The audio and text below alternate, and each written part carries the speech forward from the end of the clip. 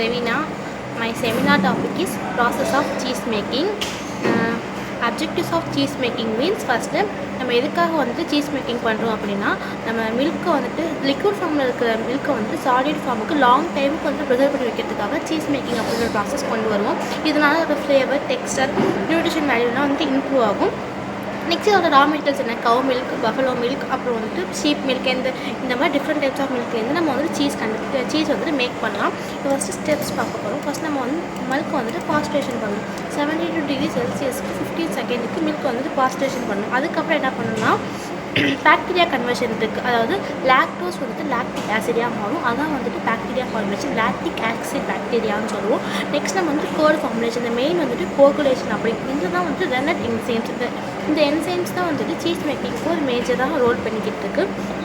இது என்ன பண்ணால் வந்துட்டு மில்க்கை வந்து லிக்விட் ஸ்டேஜில் இருக்க மில்க்கை வந்து லைக் அந்த ஜெல் ஸ்டேஜ் சொல்லுவாங்க, மாதிரி கொலையிற ஸ்டேஜில் ஜெல் ஸ்டேஜ் இருக்குல்ல, அந்த ஸ்டேஜ் கன்வெர்ட் பண்ணுறது. அதுக்கப்புறம் அந்த ஃபார்மேஷன் இருக்கிற ஜெல்லாம் இருக்கிறத வந்துட்டு நம்ம என்ன பண்ணலாம், க்யூபாக வந்துட்டு கட் பண்ணணும். கட் பண்ணதுக்கப்புறம் அதை குக்கிங் பண்ணி ஸ்டெர்ரிங் பண்ணணும். ஸ்டெர்ரிங் பண்ணதுக்கப்புறம் ஃபார் எக்ஸாம்பிள் மொசரல்லா சிக்கன் ரொம்ப சாஃப்டாக இருக்கும் தெரியுமா, அப்போ நம்ம வந்து ஸ்டிர் பண்ணிக்கிட்டே இருக்கும். கண்டினியூஸாக நம்ம ஸ்டிரிங் பண்ணுறப்ப அந்த மாதிரி நமக்கு ஒரு சாஃப்ட் கன்சிஸ்டன்சி கிடைக்கும்.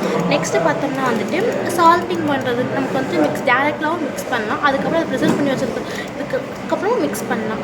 அதுக்கப்புறம் மோல்டிங், நம்ம நார்மலாக சீஸ் வந்து க்யூபாக இருக்கும், ஸ்கொயராக இருக்கும், ரெக்டாங்கிள் இருக்கும். அந்த மாதிரி நம்ம வந்துட்டு மோல்டிங் வச்சு நம்ம இது பண்ணிக்கலாம். டைப்ஸ் ஆஃப் சீஸ் பார்த்தோம்னா ஃப்ரெஷ் சீஸ் இருக்குது, சாஃப்ட் சீஸ் இருக்குது, ஹார்ட் சீஸ் இருக்குது, ப்ராசஸ்ட் இருக்குது.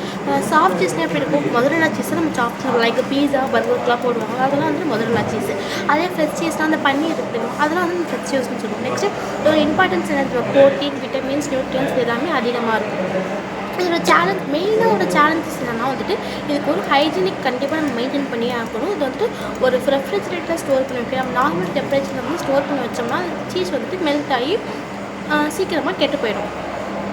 அப்போ நமக்கு என்ன தேவைன்னா ஒரு ப்ராப்பர் ஸ்டோரேஜ் தேவை, கோல்டு செயின் தேவை. ஒரு அப்ளிகேஷன் நம்ம ஹவுஸ் கோல்டில் யூஸ் பண்ணலாம், பேக்கிங்கு, நார்மலாக பீஸா, பர்கர் யூஸ் பண்ணுறதுக்கு. ஒரு சீஸி, சில பேர் வந்து சீஸி கன்சிஸ்டன்ட்டாக சாப்பிட்றதுக்கு ஆசைப்படுவாங்க, சீஸ் நிறையா போடுறதுக்காக.